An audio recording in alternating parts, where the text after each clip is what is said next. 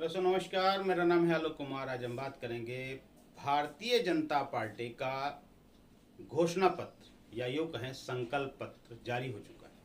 जी हाँ, 2024 के चुनाव को लेकर के 2047 तक एक विकसित भारत बनाने का संकल्प पत्र जारी कर दिया गया है। विगत कई वर्षों से निरंतर माननीय प्रधानमंत्री जी, माननीय गृह मंत्री जी, वर्तमान सरकार के सभी सांसद विधायकों को ज्ञापन के द्वारा, मेल के द्वारा, ट्विटर के द्वारा, अन्य तमाम वीडियोस के द्वारा उन तक अपनी बात, अपनी पीड़ा पहुंचाने का जो प्रयास हम लोग करते आए हैं, उस मुद्दे को लेकर के वर्तमान संकल्प पत्र में एक भी अक्षर नहीं दिया गया। यानी कि आपके भुगतान को लेकर के सरकार संवेदनशील नहीं है। अब आपको क्या करना है? हमें ये आशा थी कि माननीय प्रधानमंत्री जी, जो गरीबों की सरकार है, जो 80 करोड़ गरीबों को मुफ्त राशन दे रहे हैं, 140 करोड़ लोगों के मसीहा बने हुए हैं, वो शायद 13 करोड़ सहारा पीड़ित और सभी चिटफंड के पीड़ित 42 करोड़ ठगी पीड़ितों की आवाज को सुने और इनको भुगतान का एक नया रास्ता दे।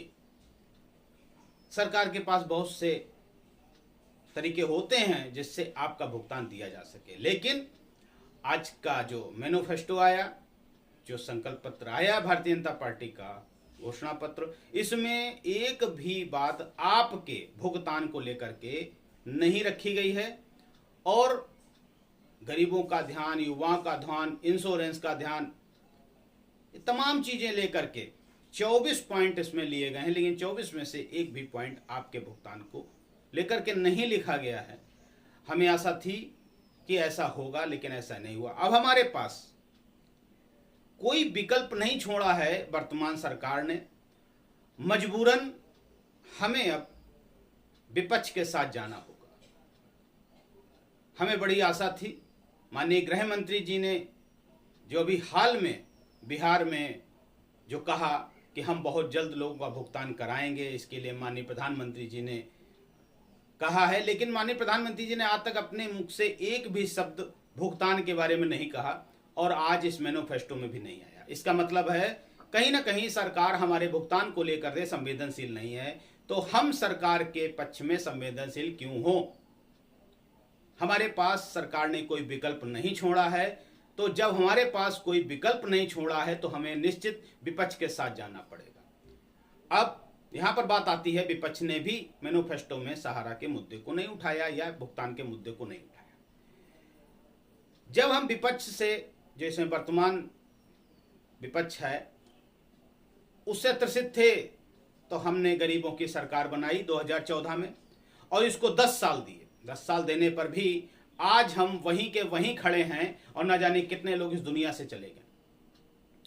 तो अब हमारे पास समय है, मौका है। अब हमें किसी भी प्रकार का वर्तमान सरकार से आशा नहीं है कि हमारा भुगतान करा सकती है, तो हमें विपक्ष के साथ जाना चाहिए। नोटा का समर्थन नहीं करता हूं, मैं हमेशा अपने मताधिकार का प्रयोग करने के लिए आपको बोलता हूं और आपके अपने मताधिकार का प्रयोग करना भी चाहिए। नोटा से फिर से वर्तमान सरकार की ही जीत होगी, ना कि किसी और की। विपक्ष के साथ आइए और हमें यह सरकार ने मजबूर कर दिया है विपक्ष के साथ जाने के लिए। आप इसको किस नजर से देखते हैं? और सभी लोग एकजुट हो जाइए और एक तरफा विपक्ष को सपोर्ट करिए। विपक्ष मजबूत होगा तो हमारी बात भी मजबूत होगी। रही बात भुगतान की, वो तो हम लेकर रहेंगे। जय हिंद, जय भारत।